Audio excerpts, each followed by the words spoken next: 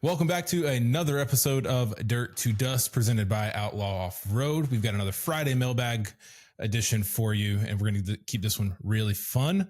I've got my boy Ryan McCutcheon here with me. Ryan owns the Outlaw Offroad Atlanta location, so it's about time that we have a store owner on the podcast with us. I'm super excited. Ryan, are you super excited? Sure. Yeah. No, I'm excited, man. I'm excited. It's going to be fun. All right. Well, we'll get it right into this. When other people see dirt, you see glory. And when you see a vehicle for the first time, your first thought is not how pretty it is, but how much abuse can it take?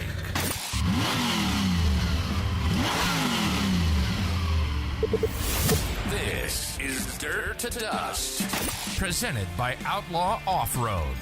If it's anything off-road and dirty, we probably like it, and we're probably talking about it. You'll get industry info, tech talk, and interviews with the biggest and best in the industry. Let's do it. This is Dirt to Dust. And now your hosts, Doug Langford and Caleb Forbes. All right, and welcome back. Like I said, we've got a pretty awesome topic today. Ryan, I was checking through our analytics, and YouTube and Google like to recommend some things to us. Now, normally I like to go to different Facebook groups, or we respond to messages, or we look into the system of see what like store owners are getting messages and questions. But a pretty fun one actually popped up on the recommendation that I guess is typed into YouTube quite often is, what is the best off-road cheap daily driver? Yeah. So that's what I really want to get into on this one. For sure. So first things first, though, I think we have to kind of define what cheap is.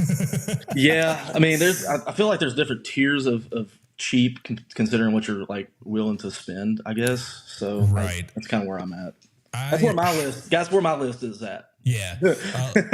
My list is sub $10,000. I consider that a cheap daily driver. Anything, sure. Yeah. Anything under 5,000. I mean, it's a daily, but yeah, is it really? You're probably going to spend more time working on it than you are driving it. So I think sub 10,000 is a cheap daily that can definitely be doable. So let's start from the bottom and go to the top. So okay. Let's start with your number 3. I'm kind of curious to hear what your number 3 is. So your number 3, sir, hit me. My number 3 is probably going to be the WJ Grand Cherokee. Ooh, okay. All right. Yeah. I like me a WJ. I've owned 3 of them actually. Yeah. in all states. I've had a completely stock one. I've had a 4.0 with like a mild, like 2.5 inch lift. And then I've had the 4.7 with some like 33 KO2s, like the typical 2000 and like 10, 2011, 2012 era of building WJs. Hey, but it's not a WJ unless you hear the squeak from the lock. Yeah, you know what I'm talking about. I know exactly what you're talking about. Yeah, and just like any young kid building his first WJ, it had a rough country suspension, and for sure. I mean, definitely use tires. Definitely use always tires. Use tires. always DOT approved drag slicks, man. Yeah, half chopped, half worn. That's pretty funny.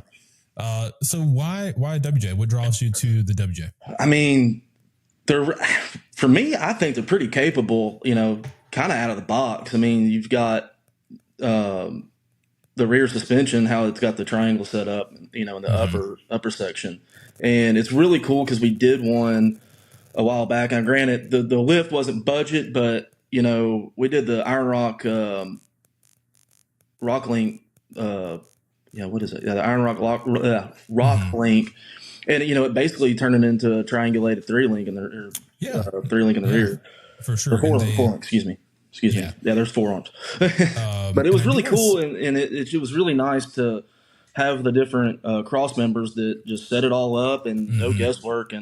But I mean, still, like I said, out of the box with, like you said, like a 2-3 inch lift, they're pretty capable. They're a little bit on the big side, so if you're trying to hit tight trails, expect some body damage. But I mean, if you don't care about it, who cares? Yeah, and I'm pretty sure those came with like a Dana 44 in the rear, didn't they? A Dana 44A, so they're not as strong. Yeah, so That is the only drawback I think of those, and those only usually come in like the limiteds or the all-wheel drive models, or you got the good old sturdy 35, baby. Yeah, I mean, I didn't break anything in any of my WJs, but then again, I didn't really wheel it hard enough to break anything. Right. I mean, they're good if, like I said, if you're moderately wheeling or anything, you're not beating the crap out of it. I mean, it's going to hold up. So right. And I didn't grab mine to build it, to be honest with you. I was in college at the time. I needed a vehicle that could get through the snow, the mountains of North Carolina, and then have some fun on some just like little podunk, like just mountain trails, logging roads, stuff like that. I wasn't like wheeling. I didn't really do that until I got my first TJ, which another story. Unfortunately, TJ is not on the list because it's not mine. I did a check on Facebook Marketplace and trying to find the prices of those things are freaking going nuts for some reason. Absolutely, yeah. And dude, even YJs, I could only find a couple sub $10,000 YJs. I was floored when I saw the prices of YJs, how vastly they've gone up. Yeah, I wouldn't call a YJ or even really an early TJ a daily driver anyways. Nah. It's not going to be a comfortable daily driver personally. No. I've been there, didn't enjoy it. There's a reason why the LJ isn't a daily driver anymore either. Yeah, no, it was. I had an 05 Rubicon that I had and everything. And it was, when I was young, it was fine. And then once I got stuff a lot more comfortable, I was like, why have I been driving this? What have I been doing? Right. Well, so my number 3 is kind of also a Grand Cherokee. 2005 to 2010 WK Grand Cherokee. All right. Or here's my caveat, or Commander, either one with the 5.7 Hemi. Yeah. I didn't like the 4.7 in my Grand Cherokee. It had a lot of issues, but I had a buddy who had a 5.7 Grand Cherokee, and the dude drove the living piss out of the thing, and it kept going. It was very comfortable. And just a quick look on Marketplace on Facebook, and I found a ton of 05 to 010 limiteds with the 5.7 Hemi, with a sunroof, with leather. Like, actually, like they didn't look beat on either. It looked decent. And with a mild lift and like I would say like some JL Rubicon or JK Rubicon wheels and tires. Yeah, those look good on there. It looked good. And the same they look so good. There's a white Commander with the 5.7 in it. I want to say it's a limited or overland edition. It's maybe 2.5, 3 inches of lift with JL Rubicon wheels and tires. Yeah, that's fun. Man, let me tell you, it looks awesome. They look really good. I really think that, those are kind of underrated. Don't get the 3.7 or 4.7. Just get one with a Hemi and be done with it. But I mean, for what the value that you get out of the Commander is actually pretty nice. I dig it, and tow rating's pretty good. They're comfortable. Some of them even have a third row, which I don't need. But for comfortability of a daily driver and still being able to have like an overlandy vehicle, and so you've got a big family. There you go. Yeah. So hit me with your number 2 then. Well, I'm kind of on the same thing, but on the JDM side, we're going to go with a first gen Sequoia. Ooh, okay. Man, because you can find those things a dime a dozen. Cheap. And I mean cheap. Yeah. And I mean, they're going to have a lot of miles on them. What Toyota doesn't. But I mean, the aftermarket support's there for them. And I mean, they're really capable. They really are. I mean, they're big. They're big. But like, for me, putting that on this list was like kind of like what I mentioned earlier with the Commander. Like someone that has like a big family, like family of 4 and a dog, or family of 3. And, they all want to go out and, explore and everything. And I think that's the perfect platform.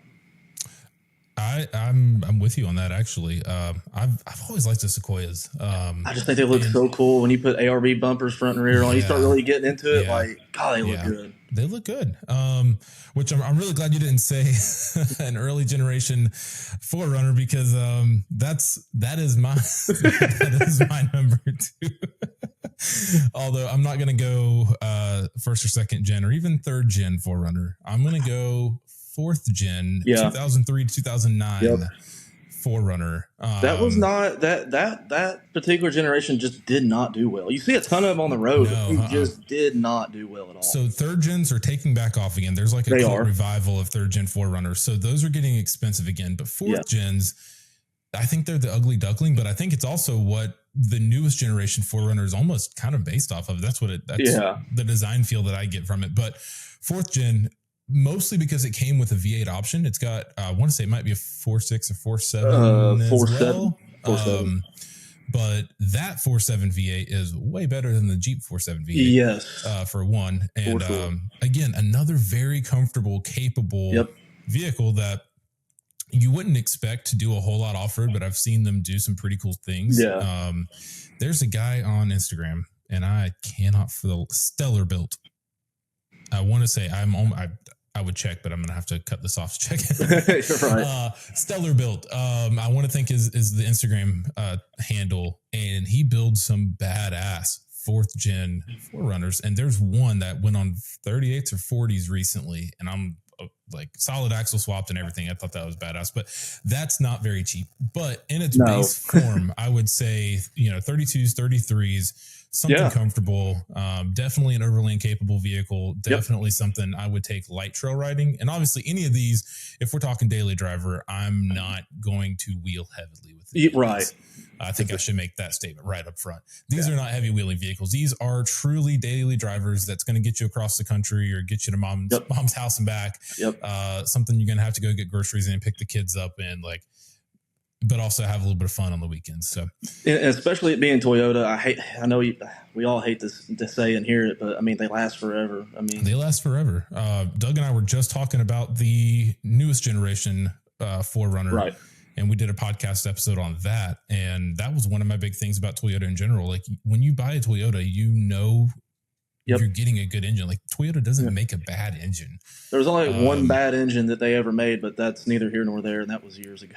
That's not in anything that we're talking about. Yeah. That's the only thing I can think of is like that Toyota's ever done wrong was that. And like everything they've always done right. And they just, like I said, when you find one that's going to have some miles on it, but as long as the oil's been changed, you're good. You're solid. And even then, you might not even have to change the oil. Probably not. So, third. No, it is 4th gen. My bad. 4th gen Toyota 4Runner is my number 2. I think I know what your number 1 is. I think I know what your number 1 is too, bud. Yeah. All right. Go ahead and hit me with that number 1 pick. The number 1 pick I'm gonna say is the 04 to 2010 Cayenne. I'm going to 100% agree with you. I wasn't on board. I was not on board. Not a lot of people are. It's coming around. It's coming around, man. It is coming around. I want you to explain why you love the 04 to 2010 Porsche Cayenne Turbo so much. So, I do have one personally. I will say it's kind of a biased thing, but what I really like about it is how comfortable it is. It's got plenty of power.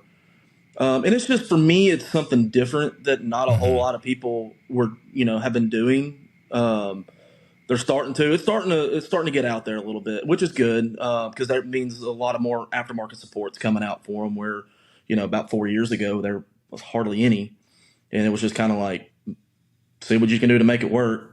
To now you've got Eurowise, they do all kinds of stuff with the Cayennes, and it's not just Cayenne. So like, if you find a Touareg, that's the same thing, or an Audi Q7. They're all the same platform. They are all everything underneath's all the same. And the cool thing about the Touareg and the Audi is that you can get a TDI, so you can get a diesel. But we're getting back to the 04 to 10 Cayennes. Around 04 to 06, you kind of want to stay around the V6 marks of those, the 32s. You don't typically have a whole lot of issues. They're just a VR6, and 456 gears out of the box on the V6 models, and which I think is really cool. You can get the 4.5 like in the Cayenne S, the early V8s, but the thing you got to worry about with those is the bore scoring. That's very common in those. So when you start seeing it eat oil, it's I wouldn't say the engine's on its way out, but just keep putting oil in it. But in the 957 or the 08 to 10, the 4.8 is where it's at. Plenty of power, and they sound really cool. I mean, yours definitely sounds pretty damn good. Yeah.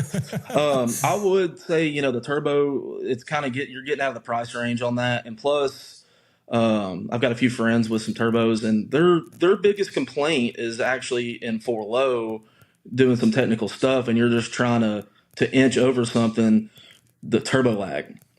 So the turbos will kick in when you don't want them to, and it's kind of like forcing you up a little bit faster than you want it to do. So that was the one complaint about the turbos. But like if you stick around the V6 marks, still the V6 has plenty of power, especially in the 957, which is the 08 to 10. That's actually got the 3.6, so you get a little bit more power there, and you can get it tuned and stuff like that. Okay. So, but the that 4.8 though has something else a little I wasn't aware of until you told me this like 2 weeks ago. What's the tow capacity on that thing? About 8,000 pounds. Jesus Christ. Yep. I've towed a Polaris Ranger with it, with a U-Haul trailer, and then the recent addition to my fleet, the M5. And what's crazy about that is I pulling the Ranger wasn't anything. The only thing that kind of sucked because it was, it's got the aerodynamic of a freaking brick. So I could feel the wind pulling me back a little bit. With the car, it was a little different. It was a little different because it pulled differently, and it wasn't as laggy as I thought. Like going up hills, like it would maintain 80 miles an hour, no problem. The only thing for mine is mine had air suspension. I took it out. I don't have sport mode anymore, which would hold the gear longer. But I mean, I've got the Tiptronic on the steering wheel, just downshift, cruise right up. I mean, no issues. Never got past 180 degrees. Like it blew my mind, honestly, because I was nervous. I was like, man, I don't know how this is going to pull a 4,000 pound car back with a U-Haul trailer. But I mean, man, it did it. Dude, that's awesome. Comfortably. Awesome. I think if I ever got rid of my current Grand Cherokee, which is not a cheap daily driver, but I mean, it's a good daily driver. It's a good daily, though. I've got a 2020 Grand Cherokee Limited. I love it. But if I ever decided to ditch a car payment again and get something that I could just have fun and rip around with, I would be really hard pressed not to find, I mean, 07, 08, 48 Cayenne. Yeah.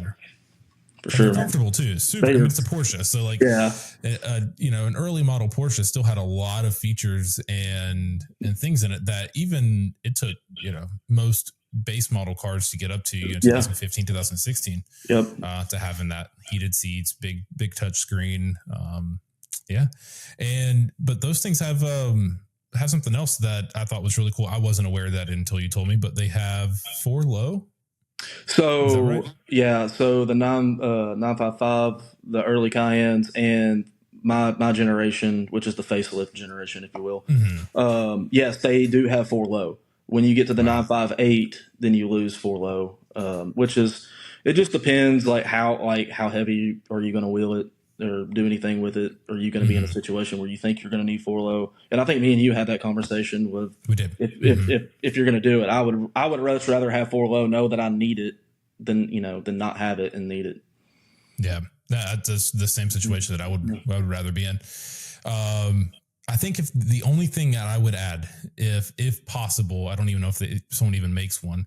I think what would complete that and solidify that is forever my choice as a cheap daily driver for the off-road community is if they came with a rear locker. So funny you mentioned that. Yeah. So there's some Model Touaregs and some turbo models do have a rear locking diff. Really? Yep. Eaton tried to come out with a front locker option to put in these. We actually had one at the shop, but they're so expensive that they weren't selling, so they don't make them anymore. So if you find one, that's really hard to find. The only caveat about doing the front locker, well, even the rear, if it didn't come equipped, is you got to code it in or it's going to mess with the ABS system. And, okay. That makes sense. Yeah. So it's when you get into stuff like that, you start getting into, coding and stuff like that in these German cars. They're super weird, man. They're so weird. Yeah. They're so different. That's something I probably really wouldn't want to mess with too much. But if it's, if there's a write up online and something simple to do it, then hell yeah, sign me up. Yeah. I mean, there's a guy locally that can code that thing in for you, no problem. So like the rear, at least the front's still kind of on the frontier spectrum, but I just don't think that one's going to happen. Yeah, for sure. Well, dude, I appreciate you. Let me hear your. Well, go ahead. Sorry. Do you have a number one? Was that your number one? That was my number one as well. Sorry. I was about to jump the gun there and close this out. No, that was definitely my number one as well. And it wouldn't have been my number one until I saw yours and sat in it. And it was floored. It sounded great. Mm-hmm. Looked great, super comfortable. And then the tow capacity plus the ability to have 4-low. And now blowing my mind here with a freaking, there's an option for a locker. Yep. So if you're listening to this, if you're watching this on YouTube, don't everyone go out and buy a Cayenne. Don't force those damn prices through the roof. But some of you, if you're in the market for a great affordable daily driver that can also be a beast off-road, do that. Check out Eurowise for some of the stuff they have, suspensions, and then obviously check out Outlaw Off-Road because we can install those as well. Yep. And yeah, I think that's all I got for today, my man. Man, that's it. That's it. Right, this is a Friday mailbag, so we try to keep the mailbag episodes a little bit shorter. I think we're right on time here. Yeah. But speaking of everybody listening, thank you so much for tuning in. We love doing these mailbag episodes. If you've got a question for us, or if you've got something you would love to have answered on the podcast, shoot us a message, drop us a comment below. We are on Apple Podcasts, Spotify, YouTube. I was going to say Google Play. Google Play got bought out, and now that is now YouTube podcast. So that's already on here. There you go. So yeah, if you haven't already, subscribe, drop us a like, give us a thumbs up. It's absolutely free. Helps us out a ton to get this podcast out to the listening ears and where we would love to have it for all things off-road and overlandy and now daily driver podcast. Like I said, my name's Caleb Forbes. We got Ryan McCutcheon here with us as well. Sorry, Doug couldn't be here this weekend. Doug, if you tuned into the last episode, Doug is at an Ultra 4 race, and he is probably strapped into a race seat right now, about ready to send it for some practice laps. So, Doug and I will be back on next week. We'll be back next Wednesday with a long episode. And like I said, thank you guys for listening so much, and we will catch you on the next one. You've been listening to Dirt to Dust, presented by Outlaw Off-Road. The premier off-road centers for Jeeps, trucks, and SUVs. Sounds a little bit arrogant, doesn't it? Oh well. We hope you've enjoyed the show. Make sure to like, rate, and review. Be sure to tell your friends about the show too. We'll be back soon. But in the meantime, to see more and to see what Outlaw Off-Road offers, hit the website at theoutlawoffroad.com. See you next time. Don't follow us. You're not going to make it.